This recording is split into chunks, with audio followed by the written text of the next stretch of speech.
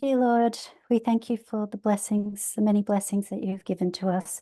And we thank you for the Midnight Cry message, which has been doing so much in our lives. And we ask now that you would help us to listen with humble hearts and consider these things that we're going to discuss together today. We ask for your presence to be with us, for the Holy Spirit to empower me also, that I might speak clearly and that we could come to a deeper understanding of some of these truths. We ask these things in Jesus' name. Amen. Welcome to the presentation that I'm going to give today. The subject of my presentation will be transgenderism. And so to begin with, I wanted to just outline a few things. One is that I'm going to try to use inclusive language during this presentation. I'll try to use inclusive language during this presentation. So you might hear me say terms such as our transgender friends or those of us that are transgender. So I'm not limiting that to people in the movement. I'm trying to use terminology that includes them in terms of our human family. And if you hear me say that, that's not to imply that I'm trans, which I'm not. But if you hear those terms, that's where I'm coming from. I may also say transgender people, but I'll also be calling cisgender people, the same thing. So I'm trying to keep that even as well. So also we're going to use some terminology that we may or may not be familiar with. So I thought we could just go through some definitions. And I'll try to leave them there so that you can refer to them during the presentation. I'm sure there's a variety of ways that people define some of these terms, but these come from a given source that I had found. So I'll be sort of using these definitions today as well. So I've got them listed here. Of transsexual to start with is a person that identifies as or lives as a member of the sex other than the one they were assigned at birth. And this does not require them to have had a medical treatment of any kind. They could actually have not had a medical treatment and still be considered transsexual in the way I'm using that today. So this is somebody who lives as a man or a woman. So I'll just write that there.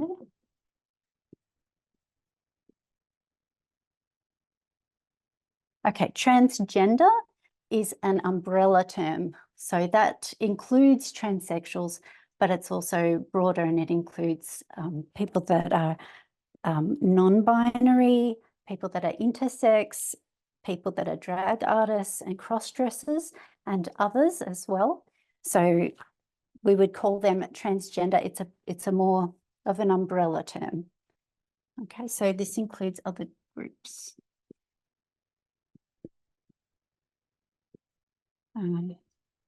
I'll put non-binary, NB for non-binary and others. So I'll pop that there to try to help us remember.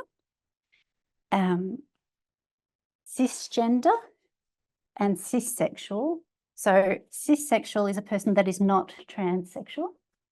Yep, just pause for a moment for a technical problem. So a cissexual person is a person that is not a transsexual. That's the definition of that for today. And a cisgender person is not a transgender person. Non-binary is, let me just grab my definition. It's people who fall outside of the gender binary. So again, it can be an umbrella term.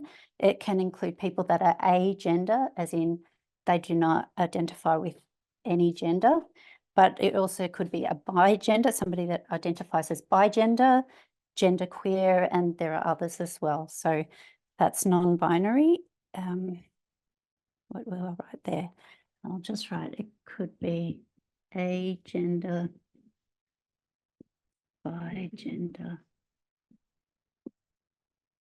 and others. Transphobia. So literally that means the fear of transgender people, because it's got the word phobia in it. But more of us, mostly we would associate that with somebody who hates transgender people. However, just as it is for sexism, there is a scale. So not every person that is sexist necessarily hates women vehemently. They can still be sexist from a position of ignorance or something in between. So that's to be seen as a scale. And homophobia is similar. There are people that might want to kill a gay person, but there might also be people that are homophobic, but they're somewhere else on that spectrum of homophobia. So that's also the same with transphobia. At the heart of that, which we will go back into, is the idea that a cisgender person is a more natural or a more legitimate person than a transgender person. Then we have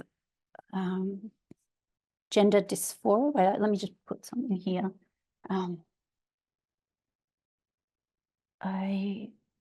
I'll put it, there's a scale. The scale of transphobia. Gender dysphoria is a psychiatric term. The discomfort and or distress that trans people experience. And this includes the stresses and pressures that they get from society as part of that. It's a pathologized term, as in it's making it into a medical problem, and it's documented as I said, as a psychiatric term.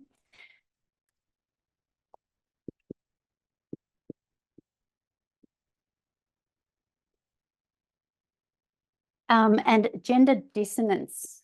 I don't think you can see the bottom there, but yeah, we can. Oh, you can? Yeah. Okay, that's good. Gender dissonance it's removing that pathological side of it, the medical out of it, and it is removing also those influences from society out of it. And it's just looking at within the person themselves, aside from everything that goes on in society, this idea of trying to hold two things as true at the same time and the effect that that has on the mind. So two things that are not compatible, trying to deal with those two ideas at once is dissonance, which is something that a transgender person can feel. So it sort of seemed to be perhaps a more acceptable term in some ways because it's taking that psychiatric side of things out of it and less stigmatized, if you like.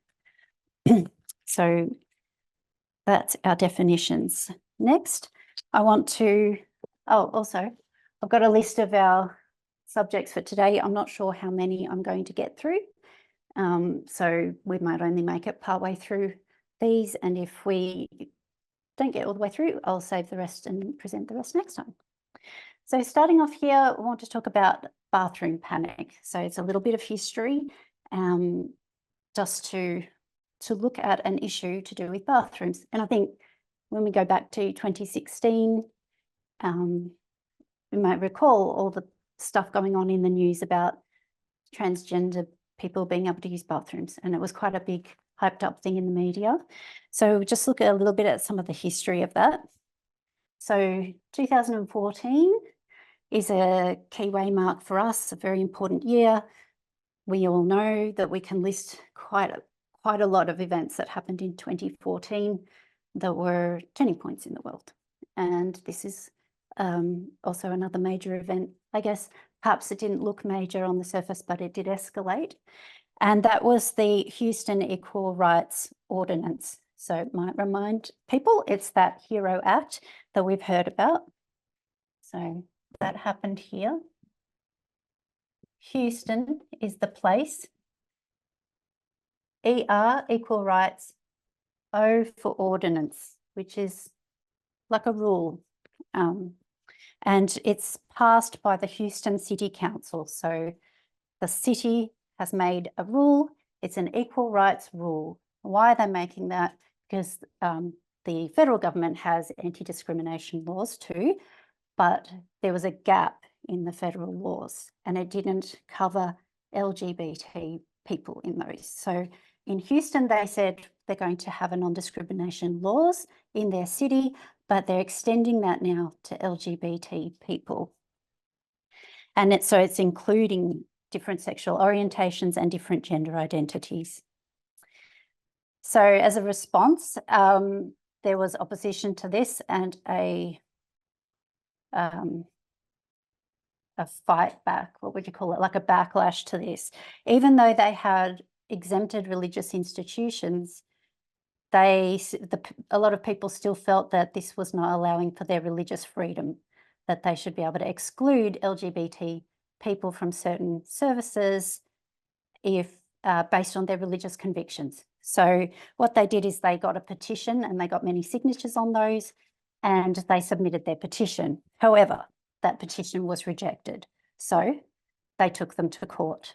A group of people took the Houston City Council to court and sued them. And they failed. So they appealed it. And it escalated up the chain, as you would do with appeals, and it goes to the Texas Supreme Court. So now we're in 2015. It's in July when the Texas Supreme Court looks at this.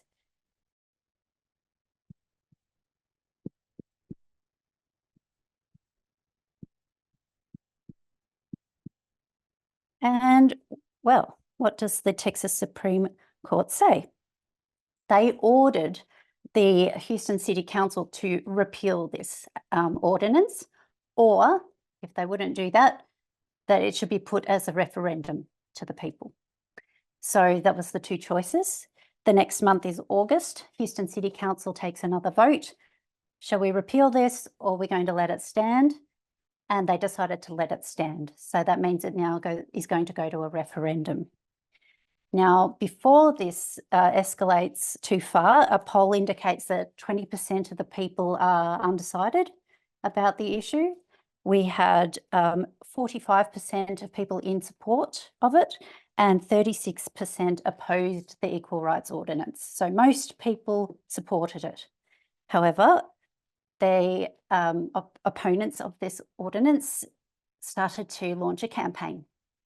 And it was an ordinance that addressed a lot of different discriminatory activities. However, the scare campaign really focused on the bathroom thing, on a conspiracy theory or this idea, the narrative being that men are going to use this to disguise themselves as women and enter women's bathrooms, and there will be attacks on women. So it's like a fear campaign that went around. It was very successful. The referendum was held and Hero was voted out. So there's a big celebration from the opponents of this Equal Rights Ordinance, and also they learned a lesson about something that they could use to sway public opinion. This bathroom issue clearly was an effective way to bring this down. So next thing that happens is in 2016, the city of Charlotte now. So this was Houston. And this is Charlotte. And Charlotte is in North Carolina. So it's a city. They make an ordinance as well. They pass non-discrimination laws. And again, they included LGBT. What then happens is the opponents again go straight to the bathroom issue now. They know. And so they launch a campaign in March. The state of North Carolina, so now it's actually, it doesn't, like, I don't think this goes through like an appeals up to the Supreme Court. I believe that the state of North Carolina now take it upon themselves to make a law also. Their law is going to say, in our state, you cannot make any equal rights laws or ordinances if they include LGBT in them. They're no longer allowed in our state. So that law actually passes in March of that year. So this then means there's a repeal of any of these non-discrimination laws that include LGBT people in it. And we see everything escalating. This becomes now it's a national controversy. There's a lot of attention and a lot of this is brought up in the media. And we're in 2016. And what happens in 2016? What's the environment? It's an election year. So this is a a big year, right? And for the timing of all of this as well, escalating. So what we're seeing here, which I'm going to call here the bathroom panic, is this two streams of information. So this side here, they're going to use conspiracy theories. They're not just saying that men are going to do this, they try to bring up examples as well, and different cases. But on the other side, we had, just as an example, there might have been more, it's media matters and PolitiFact.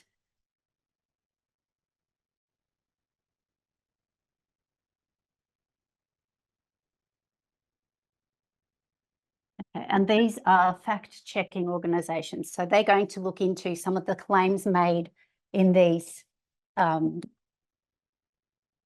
campaigns, scare campaigns. They're going to check out the facts.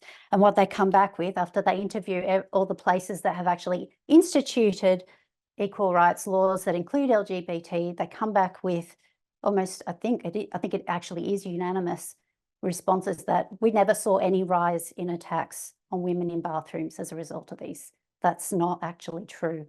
There was a case which sounded in Canada, I think that sounded fairly close to what they were looking for, but this attack on women happened before there was any equal rights ordinance actually in place. So it couldn't have been a result of that ordinance. It just was something that happened. So the actual putting of these laws into place did not, in fact, increase the risk of violence against women in terms of what was, the actual facts and statistics of the time. So we're seeing two streams of information here, true and a false stream. And then we get to 2018, and that's when we get our midnight crime message. And in our midnight crime message, we learn about two streams.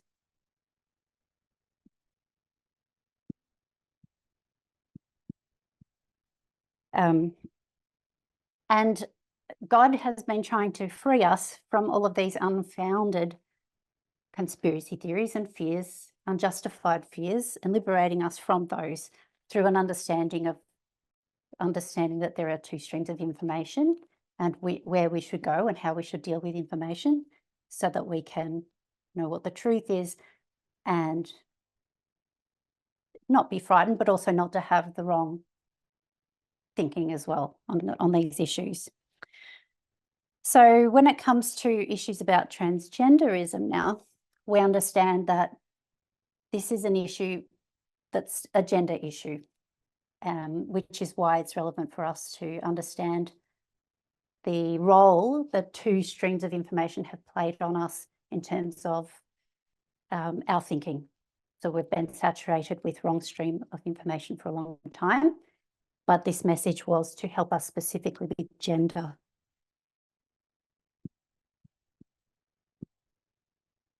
Because as we've learned, that gender is the test. So I'd like to read a quote from Elder Tess that she gave. So quoting now, two streams of information hit every one of us hard. Chemtrails, vaccines. But why did we predominantly need to understand two streams of information other than all the other reasons that were good reasons? It has to do with how being in the wrong stream affected our perceptions of gender. Because we didn't have a midnight cry message that was designed to teach you about Monsanto and essential oils. It was about gender. So we needed to understand the danger of a wrong stream and all the wrong ideas we have had about gender. And what we have been saying for the last 3 years is that if you think we've arrived and relearned what we haven't, the message will continue to challenge you in all the areas where conspiratorial thinking, Babylonian thinking, evangelical thinking, discriminatory thinking, conspiracy theories have affected your brain. So don't get this far and give up on the learning process. It has always been an unlearning and learning process. So much of our learning has been wrong. We just simply reflect to your own life of everything that you've been exposed to. It could be television, movies, music, books, advertising, family traditions, organizational traditions and customs. You could go on, but if you think about all of those things that we've been saturated in since birth, a lot of that has had the wrong ideas about gender. And we've taken all of that in, and it's basically become soaked into us. And understanding that and how that affects us now as we look at transgenderism, we just have to recognize that we're coming at this issue with a lot of baggage, and therefore we need to sort of think with our slow brain, if you like, instead of just being reactionary. So we also know that science and medicine have also been affected by patriarchy. So even the science and medicine that's happened in the past have not always been helpful. We know that the attempts to cure or convert people who are LGB with their sexual orientation have not been helpful, have been very harmful. And also with transgender people, it has also been harmful. So these things have been tried and tested and not been successful. So we can't just write these things off easily like that. So the solution now for us is to challenge our own thinking about these issues. What we want to do is make the connection between any fast brain responses we have to these issues with the fact that we've been largely affected for most of our lives by a wrong stream of information. Okay? So that's my bit about the wrong stream, which I've called the wrong stream of gender. Next, extending the midnight cry. So we understand that we have been maybe in a worse place in the past, and we have been brought out of some of that, and we're on a journey of progressing forward. But some of us may think that where we used to be transphobic and really despise or something transgender people, now we're being tolerant and kind of them. And this is a sign that we've arrived. And I would like to say or suggest that's not a sign that we've arrived. If we are now kind to transgender people and tolerate them, I'm saying it's not enough. Why am I saying that? Compare and contrast. Who were the people that wanted to be kind to slaves? Okay, so not every individual, but a large population of people on the wrong side of the issue did actually want to be kind to slaves. Who wanted to be kind to women? Well, we know there's something called benevolent sexism, and you could still be sexist and be kind to women. It's not enough. Who wants to be kind to homosexuals? You could go to a lot of places on the wrong side, and you will find that they're okay with being kind to homosexuals. Just don't let them show their affection in front of us, or not our children, and we don't want them to marry either. But they're not setting out to hate or to be unkind. And so I'm saying that if it's not true for those three scenarios, it's not true for transgenderism either. That being kind and tolerating is not actually enough, and it's not a sign we've arrived. It's probably a step in the right direction, but I think we need to take that further. One of the things that can affect this idea about transgenderism is this idea of being suspicious or doubtful about what transgender people say about themselves. So if we compare that with sexism, I know personally for me, and I'm sure many women as well, one of the things that has really blessed us through this message is the fact that we are now believed. We are now not seen as crazy or deluded or stupid, or that there's something wrong with us. The fact is now that we have the respect. It's people believing what we say about ourselves and respecting that, and also recognizing the injustices that have faced us as women, and that those injustices were real. And so applying that to people who are transgender as well. we should now be extending what we have experienced. Many of us have experienced racism, sexism, and homophobia. We have known what that felt like, and there may be others who don't fall into any of those categories and can only imagine. But our job now is to take what we know from experience and extending that into areas we don't understand. We don't understand because we can't understand, because we don't walk in the shoes of a transgender person. We have not felt what they feel, but we know what we have. So we apply what we know to what we don't know or what we don't understand. So it's about extending the midnight cry outward.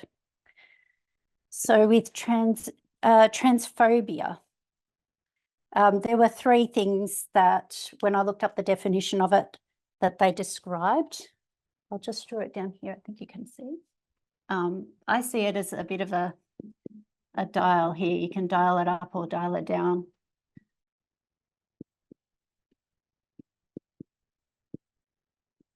Now over here, you have people that are antagonistic. And again, we could say this about homophobia or sexism, whatever you like, antagonism here. And here you could put, say, ignorance. Now, some people are ignorant and can be offensive, but if they were to be taught, you'd have a portion of those that would change their ways. And then here in this middle area is what's known as the suspicious group. And this suspicious group, they tolerate it and they're kind. They don't want to hurt anybody. They don't go around yelling abuse at somebody who's transgender, but in their mind, they're doubtful and they're suspicious. So that manifests through things as well. And that's not a sign of having arrived. So what we have here is this idea that midnight cry is our solution to all of that transphobia. So that's that point there, extending the midnight cry. It's about taking what we do understand into areas we don't understand. Just take a sip.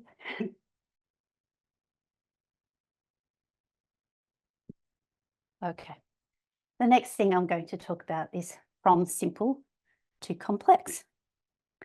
So let's just go back and do our journey again together with gender. It used to seem so simple, didn't it? There were two opposite sexes, and sex and gender meant the same thing. Pretty well much we could use them interchangeably. I didn't really know the distinction between those terms. Women, we knew. It was like obvious that women were natural caregivers, perhaps not to every person listening, but to many of us, myself included, and men were natural leaders. That was just a given. There was like a her brain and a his brain kind of an idea. And then we learned from there, we learned that our brains are actually not that different. So recall Gina Rippon's book, The Gendered Brain, the new neuroscience that shatters the myth of the female brain. That was an important book. It busted the his brain, her brain myth. And she explained how bad science and social conditioning has caused the inequality of women. So that was an important book, and we learned from that. We take that on board. We look back to second wave feminism. That wouldn't have been that surprising to many of them. And even if you go further back, I think in the French Revolution too, and maybe even further than that, women have known, some women have known this, that it's social conditioning which has created a self-fulfilling prophecy that women are just inferior. So you don't give girls and women opportunities. They therefore do not become the top scientists, philosophers, inventors of the world. Then you look at the world and go, oh, look at that. Obviously, women are not as good because all our best ones are male. They created this self-fulfilling prophecy. And that was something we learned, which is also true. And feminists have known this for a long time. We understood that gender roles, which have been defined, have been socially constructed, and they were used to keep women in their place. So we understood that too, and that's true.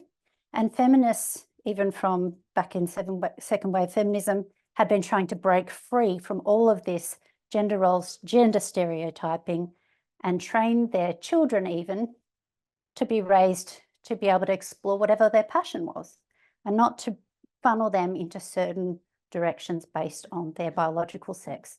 So these are all things that are good and appropriate, and we take all of that on board. But that, what we have learned, what I've just mentioned, doesn't mean that if we removed all of the social constructs, all of the social conditioning, that we would all be gender neutral. So I'll repeat. If we took away all the social conditioning in the world, that would not mean that we therefore would turn out to be gender neutral. So now I'm saying that this is now another level of complexity. Just as we moved from the right wing to the left wing, and that was good. And then we learned that there's a more comprehensive or complex way of looking at the left wing and needing to sift. For example, other examples are the way we saw Alexandra Ocasio-Cortez and Bernie Sanders as being almost, if you like, heroes, antitypes to a Trump figure, then to discover that, you know, it's more complicated than that. Our understanding of the Sunday law, we don't throw that away. We don't say that's wrong, but we know it's more complicated than that. Life is actually a lot more complicated than, you know, some of these models give us. It's actually very complicated, and gender is, we know, is a hugely complicated area. So what we have been seeing in our journeys is that we're repeating this pattern of starting with something simple and moving to something that is more complex. Elder Tess, if you recall, had given the example of how you might describe the atom, and the way that that might be explained to a university student would be vastly different to how you would explain that to a preschooler. So the university student has the more accurate understanding, but as you go down into the lower levels of simplicity, you lose some of that, but it doesn't mean that's wrong necessarily. It's just understanding that when we learn things, we are understanding things at a more detailed level. So our understanding grows, and we know we haven't arrived on gender. We know we haven't. We don't understand everything there's to know about gender. So therefore, we must be maturing. And therefore, as we mature, we must know that it's more complicated than what we thought before, because as we grow, we understand more of the complexities involved. We know that science does not fully understand gender. It doesn't fully understand the human body or the brain. So there's still growth even in the secular world on that. So we don't fully know yet everything about gender, how it works, and what it means. Our elder Tess had, I'm going to quote again, when she was explaining what we are not doing when we learn about gender. So I'll quote that. This is from 2021 in July. And the context is when we were stopping the terminology of brother so-and-so, sister so-and-so. That's the context. People are wondering about any terms of gender: mother, father, aunt, uncle, any form of gendering. So I'd like to, I suppose, give a further explanation of the logic as it is in my mind. Gender does exist. No one is saying that gender does not exist, and we are not trying to erase gender. She then goes on to explain why she wouldn't want to divide the movement into brothers and sisters and so forth. So I'll skip that part. And then again, she reiterates, we're not trying to eradicate the existence of gender. So what I'm hearing here is that gender is real. And though we can't explain how, It is in our brains. And when I say in our brains, I'm not talking technically about a specific part of the brain, just saying it's deeply in us. I have another quote from the same study. Say you were to be cut off at the neck. Someone does a lobotomy and they have your brain wired up. Your brain can still think as it does now. In your brain, are you thinking as a man or a woman? Do you see yourself as male or female? If the shell was all removed, you'd still know who you were. So Elder Tess had never said that gender isn't really real or that we should be aiming to become gender neutral. And then she spoke about how real gender is for our transgender friends. And I'll quote again.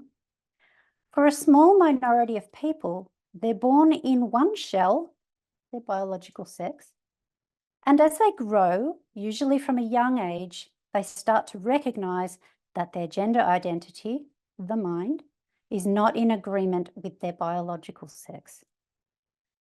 So it is important to recognize what society and institutions have done, how they have kept women in subjection, how femininity has almost always been associated with shame and mental feebleness, while at the same time recognizing that gender is not to just be dismissed and written off as just a social construct. Human beings are complex and gender is a real thing in the brain. So remember, transphobia at its root is believing a trans man is a less natural or less legitimate person than a cis man. Or a trans woman is a less natural or legitimate version of a cis woman. So still saying one is less legitimate than the other is really, when you delve right down into transphobia, what's at the heart of that. So hopefully we can see that by understanding gender as a real thing in the brain, it helps us to understand what our transgender friends are saying about themselves. And we can see that the social conditioning of gender is not enough to explain something so deep and complex. Transgender people are telling us that their gender identity actually went against the social conditioning that they've been exposed to. It was something, their inner feeling was something they were born with, and through a process they came to understand that. For some that happened sooner, and for others that happened later in their lives. But it was always there deep down. So that's the end of my bit about from simple to complex. I now want to talk about subconscious sex. And the term, we'll start with the term gender identity first to get to this one. So gender identity is a commonly used term and it's not wrong. So when I go into the next thing, I'm not saying that saying or using gender identity is wrong or bad at all. But if I ask, what gender do you identify as? Well, what's the shortfall of that? It's not immediately apparent. Let's try comparing and contrasting with a married couple. I go up to a married couple and I say to one of them, do you identify as that person's spouse? And they might say, I don't identify as being their spouse, I am their spouse. So what's the problem? Because that technically they do actually identify as the spouse. It kind of makes it sound like it's a trivial choice. The person identifies as the spouse because they actually are the spouse. So it's not wrong to say that they identify as the spouse. And it's not wrong to use the words gender identity either. But gender identity, that phrase, is reflecting the way a person has chosen to deal with what is deeper down inside. It's not sufficient on its own to go right down, which is why another term had been introduced some time ago in 2007, and that's the term subconscious sex. And this was brought into the vocabulary by a trans woman and a gender theorist called Julia Serrano. And I'll read a quote about this term from which I've taken from her website. Okay. Catherine, can I just ask a question? Sure. Go ahead. Why do we hold on to gender, knowing that it plays a big part in inequality? Why not eradicate it completely? Because as Jesus says, when we go to heaven, we're not like we like the angels. They don't have no genders. But why we hold gender here, knowing that it's play a big part in inequalities?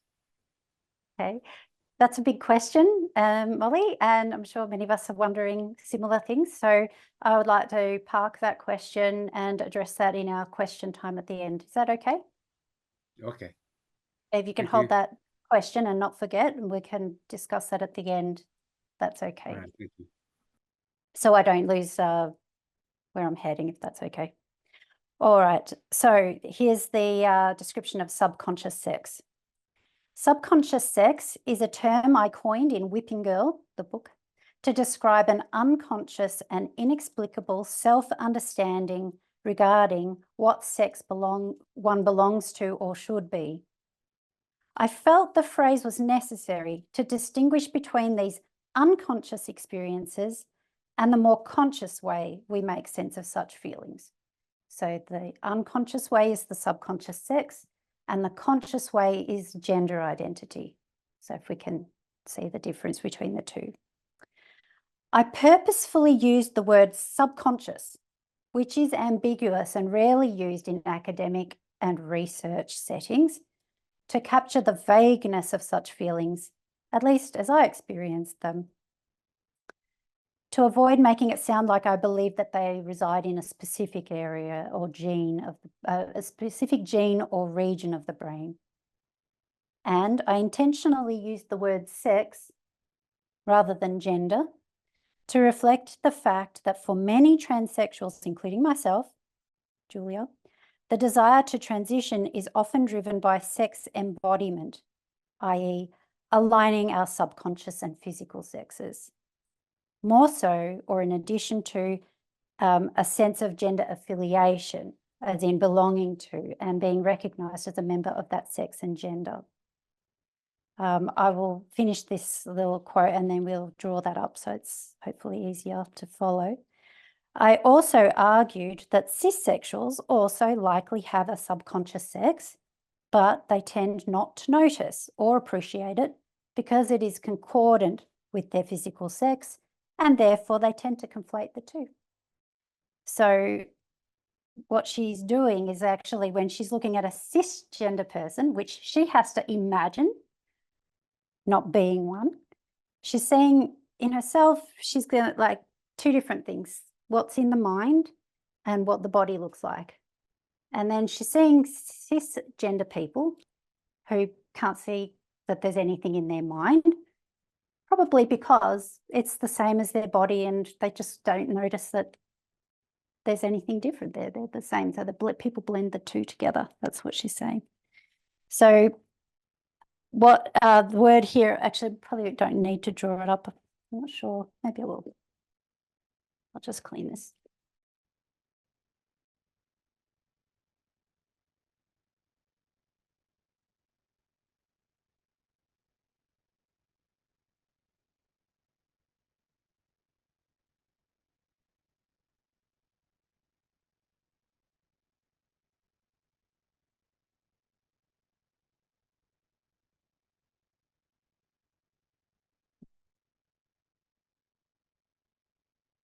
So let's say it's me. I'll just say my so we can relate. My subconscious sex is here. And we draw this as a person, their brain. This person maybe has a male subconscious sex. Somebody else might have a female subconscious sex.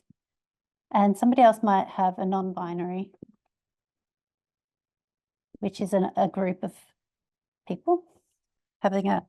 Now, what they're dealing with is more the definition. The reason she's used the word sex is because it's more to do with my physical body.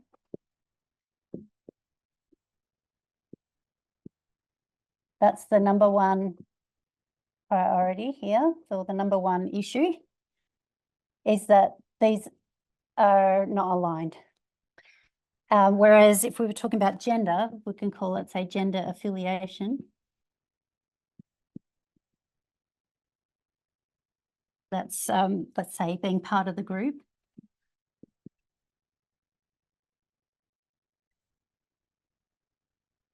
So wanting to fit in with other women, wanting to fit in with other men, it might be there, but this is a lower priority than this one. So that's why she's using the term sex instead of gender. And what you have here is that when these people look down at their bodies and see that it's different to what their brain is saying, that's when they get the dissonance.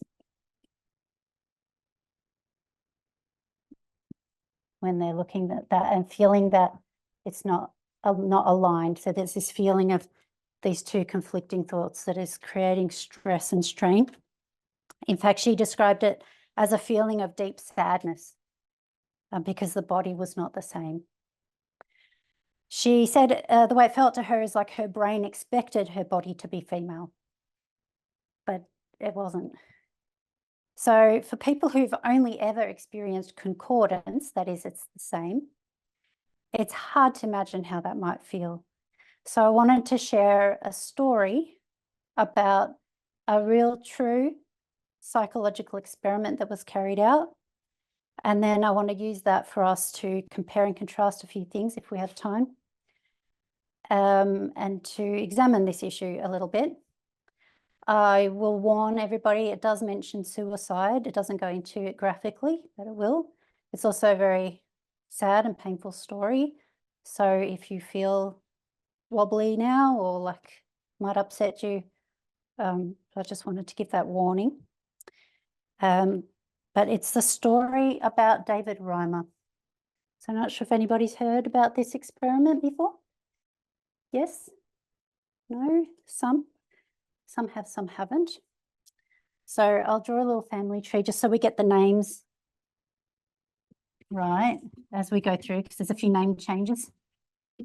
And I will tell you this story and then we'll use it. It's not a typical experience as many people have been through. Grab their names. Okay, so we have Janet.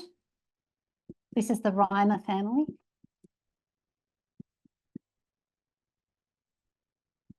Janet is the wife and Ron is the husband. And then they have twins. Both boys. One is Bruce. And the other one is Brian.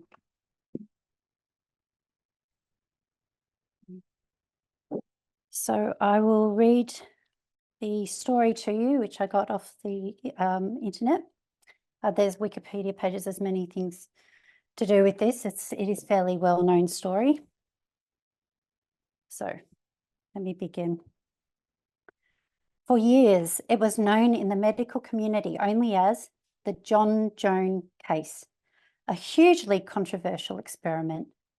Articles were published in academic journals and the press, making the Canadian child at the centre one of the most famous patients in modern medicine. Yet, it was years before that child even knew the experiment had taken place, and longer still before he was able to share the real story. It all started with a medical accident. In April 1966, 8-month-old identical twins, Bruce and Brian Reimer, underwent a circumcision to treat phimosis, a condition which prevents the foreskin from retracting. Bruce's procedure failed. He suffered extensive damage to his penis caused by a cauterizing needle, a tissue burning device that was rarely used during circumcision. Concerned for his future physical and psychological health, the child's parents sought the advice of a psychologist, Dr. John Money, at the prestigious Johns Hopkins Hospital in the US. Dr. Money had developed a reputation as a pioneer of gender psychology and sexual behaviour, through his work with intersex patients. He was among the first to distinguish gender identity from biology and advocate for the theory that gender is a social construct. The injured child presented the ideal experiment to further his work. Not only was he an infant, his identical twin could serve as the control case. Penile reconstruction was in its infancy then, and so Dr. Money and his team came to a conclusion that would alter the course of Bruce's life, that he should be raised as a girl. His parents placed their trust in the doctors, and Bruce underwent surgery to remove his male genitalia and construct a vulva. He was also given a new name, Brenda, and later, as he approached puberty, he was administered with female hormones. So now we've changed Brian. He was Brian from 0 to 8 months. Now he's Brenda, starting from 8 months.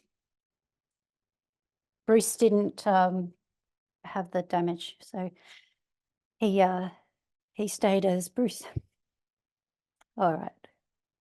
Throughout their childhood, the twins were assessed by Dr. Money and his team without knowing why. They were forced to participate in strange activities, practices at the time that the research team justified as a healthy means by which children will explore a sense of themselves as a boy or a girl. They were reported in the literature to grow well into well-adjusted children, and the apparent success of the John Jones experiment is believed to have informed the standard for treating many intersex or genitally injured children around the world. But the Reimer family later revealed their twins' upbringing was anything but happy. Their mother, Janet, noticed Bruce's struggles with gender dysphoria from an early age. He went to the bathroom standing up, shunned games or activities that seemed stereotypically girly, and when Janet put a dress on him for the first time, he tore it off in distress. During the whole journey of trying to raise him as a female, she said, this is quoting, "There were doubts along the way," she said, "but I couldn't afford to contemplate them because I couldn't afford to be wrong." Bruce became a social outcast, bullied and threatened by his peers who perceived some kind of indeterminate difference. When Bruce turned 13, doctors discussed vaginoplasty, an operation to create internal female genitals. He fled from the room and hid on the roof of the hospital building. He threatened suicide if he was forced to see the doctors again. And so finally, his parents told him the truth about the accident, about the experiment, the hormones. Finally, he was allowed to determine his own identity. He shunned the feminine persona that had been thrust upon him and chose to live as a boy with the name David. So at 13. Thank you.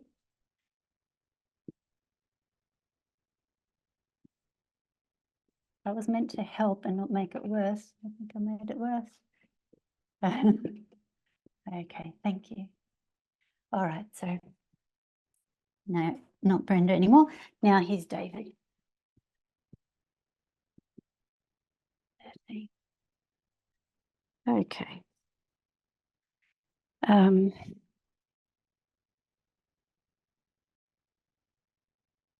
Okay, though he was able to live by his own definition of self, to find love, marry, become an adoptive father, he remained in the grips of mental ill health, as did his twin brother. Brian Reimer died of a drug overdose in 2002, and 2 years later, David took his own life. He was 38 years old. So Brian also found a lot of this and the practices they were forced to do are very disturbing as well. So 30, what was it? 38. And this one was 36. So that's all for that story. And we have time to think about some compare and contrast now. Number one, I wanted to look at the social conditioning side of things. So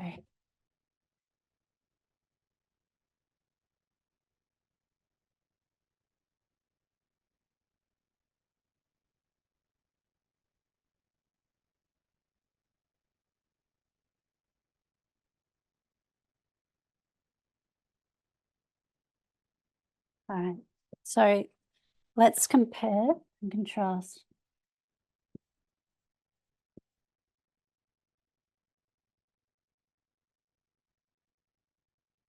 Okay, so we have David, whose subconscious sex is fixed. And we have a cisgender person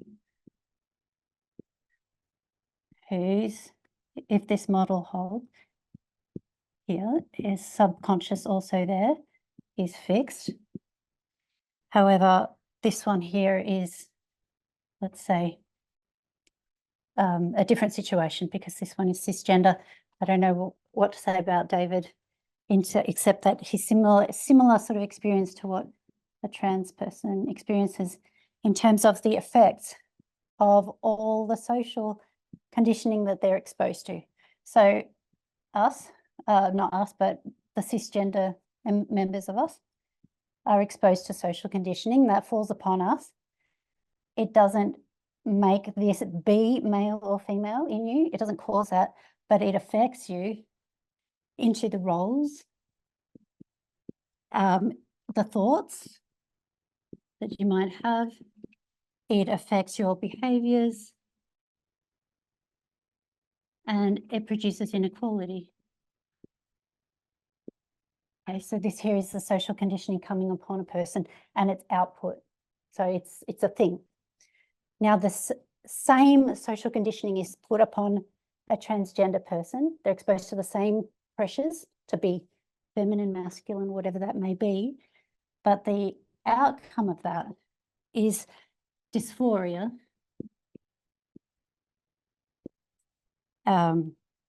Let's say heightened dysphoria. They might go in the closet or stay in the closet. They might try conversion therapy to try to deal with this situation. So that's how I'm visualizing the connection between social conditioning on people and its relevance and truthfulness. But the difference, I guess, or to look at and consider the fact that it's not actually giving that subconscious sex to you. You already have it from birth. Otherwise, you'd be different to a transgender person that's saying, I've had this since I was born. And it wasn't social conditioning that gave this to me. Because if it did, I wouldn't be having this problem. I would just identify it as whatever my body is. So that's that one. The second thing I wanted to look at is conversion therapy.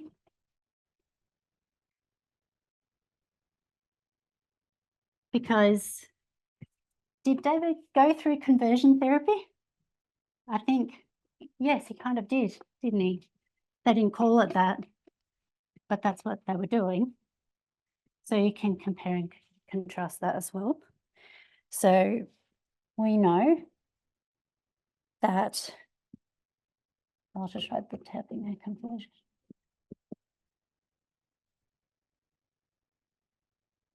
All right. So somebody with a sexual orientation, fixed. Agree? Not a choice? All right. So this is somebody LGBT. Now, what comes to them, this is like, we had social conditioning before, but this is now like hardcore stuff. This is like conversion therapy. Like we really deliberately do this to you. We try to change this. And what's the outcome? Depression, anxiety, and sadly, too often, suicide when you're trying to convert them. So again, now I'm saying that this is similar to what we're saying here is subconscious sex.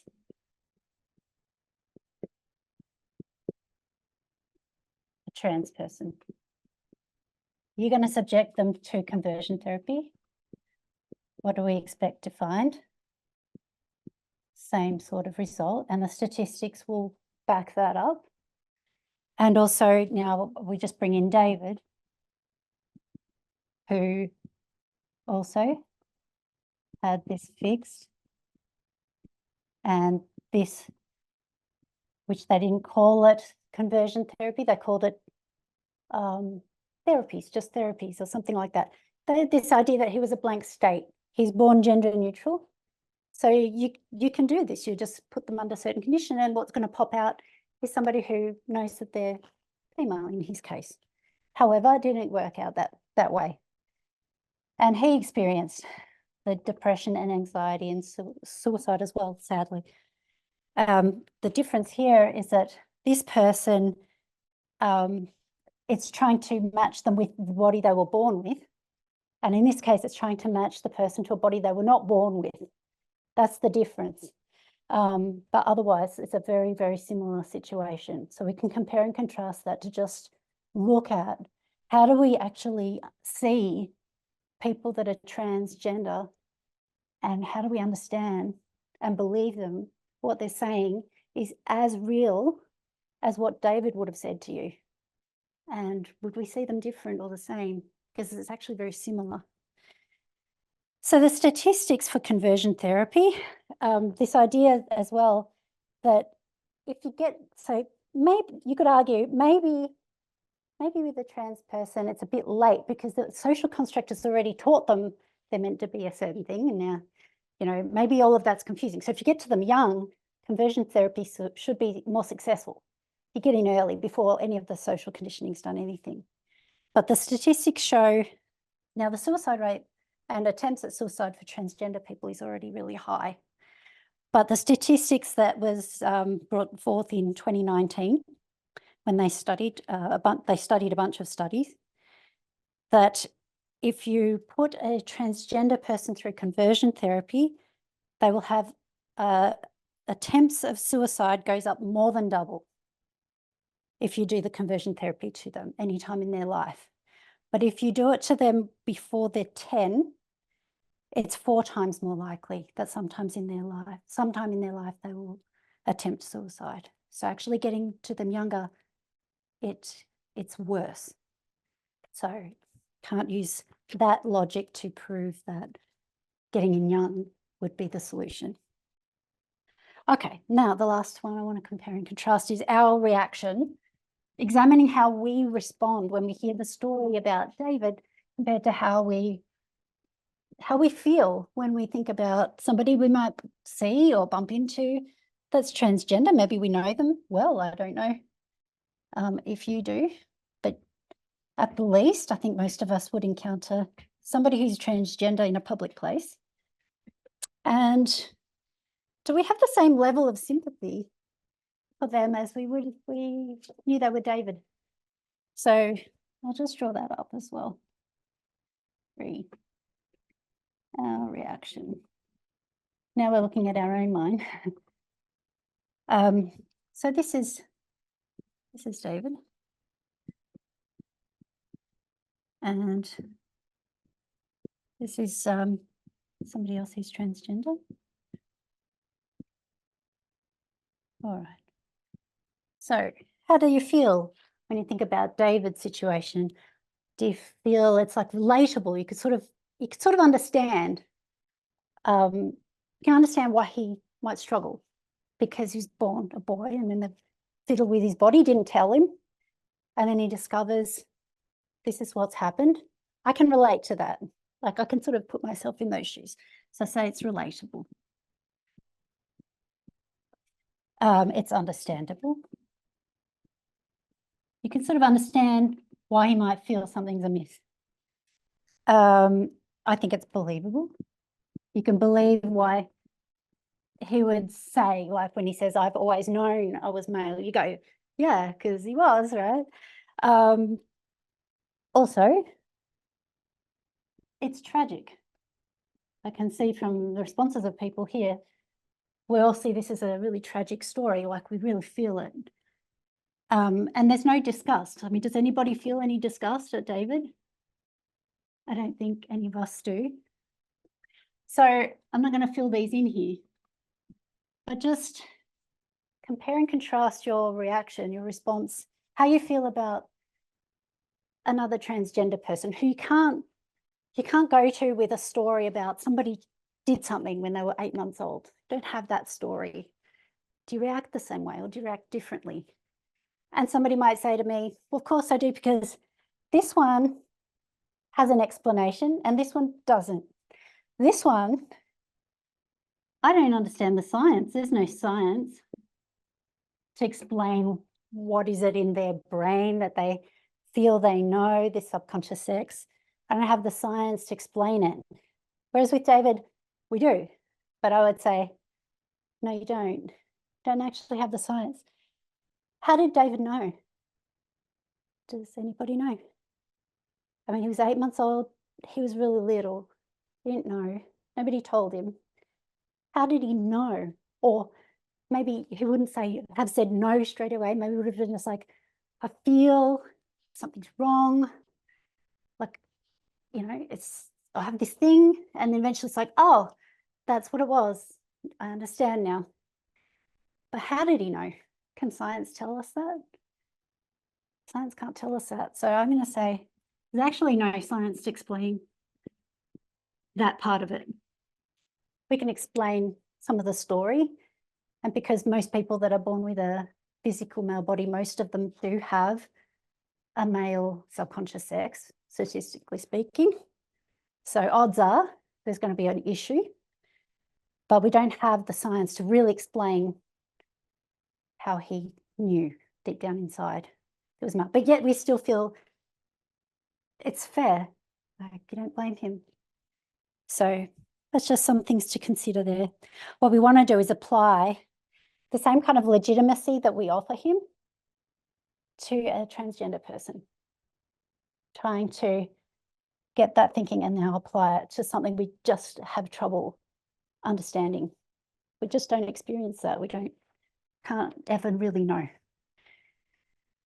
Now, this is actually working out quite well with the timing. I'll go through a few of the trans statistics as well, and then we will wind things up. So there was a very large survey. Let me just grab a sip of water, sorry.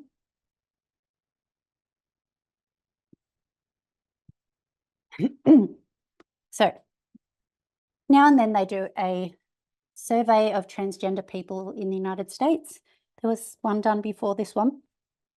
But the most recent one, the results were just released in February last month. And they've given the preliminary results. So that's published. If you want to look it up, it would be HTTPS. I'm not sure if you have to type that part in, but it's the US Trans Survey. And it ends with .org.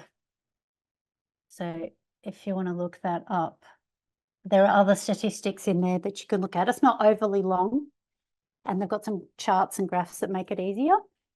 So US Trans Survey. So it's the United States. It's only within the United States.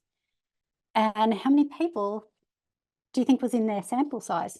Guesses? It's quite a few. I'll tell you if you like.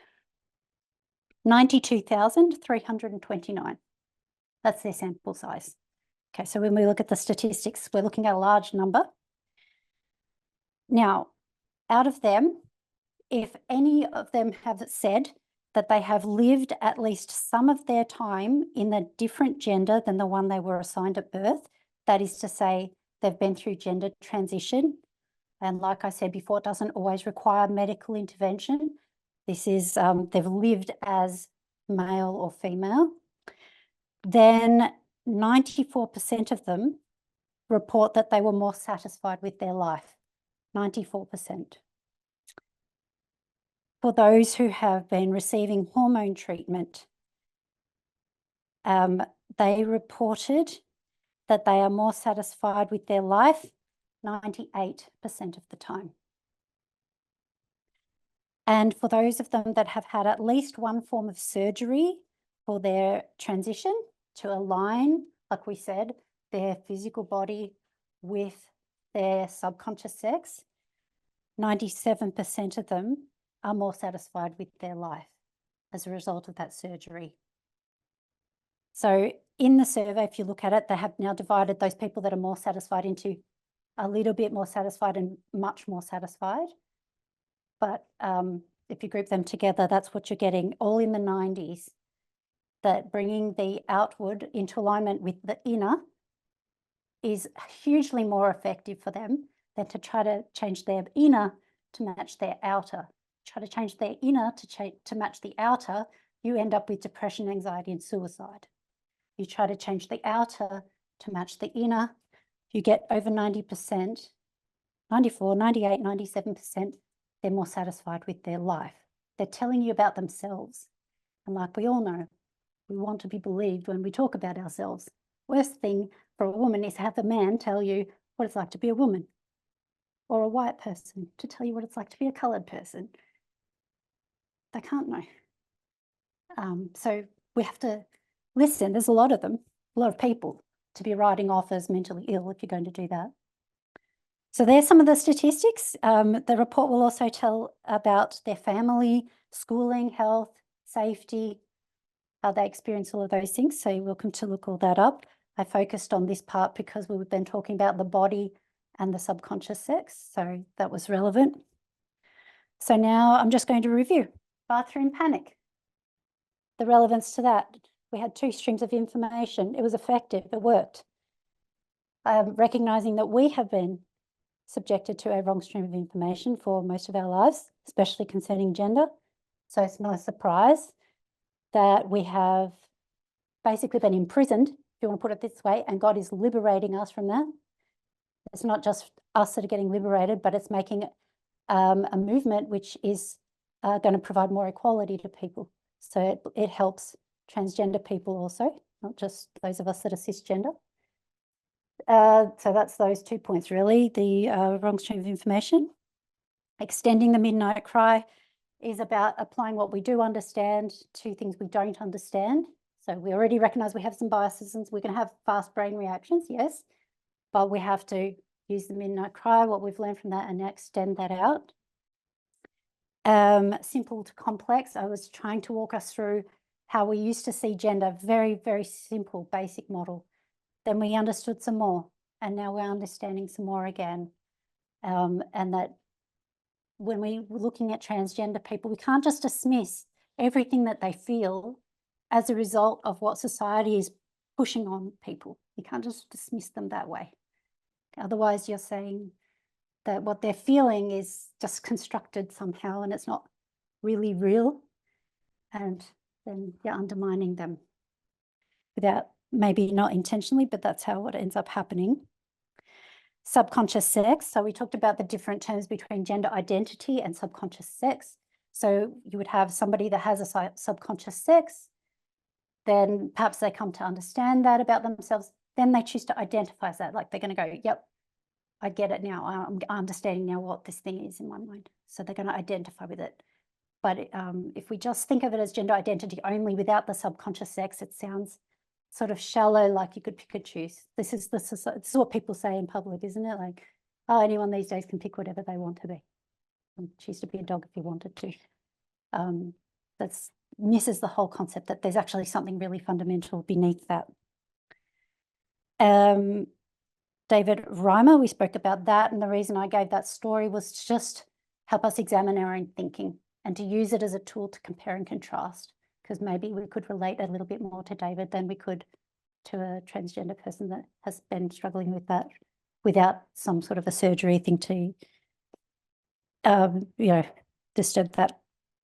And then we looked at this the trans statistics and what they're saying about themselves in terms of what actually helps them, and the importance of listening and caring. So hopefully that is instructive and helpful. I'm sure there'll be people who want to ask questions about that. So that's fine. We can do that. People are welcome to contact me and we can have a chat after this as well. I want to apologise to anybody that was listening if I have said a term that sounded exclusionary in any way or did not reflect non-binary or transgender the correct way or properly. I'm a on a learning curve myself, so I want to apologise if I did anything there. And I want to thank the brave people that are transgender. There may be some in our movement, I'm not sure, but I want to encourage you to keep fighting on, and you have many of our support and love and care. So let's close in prayer.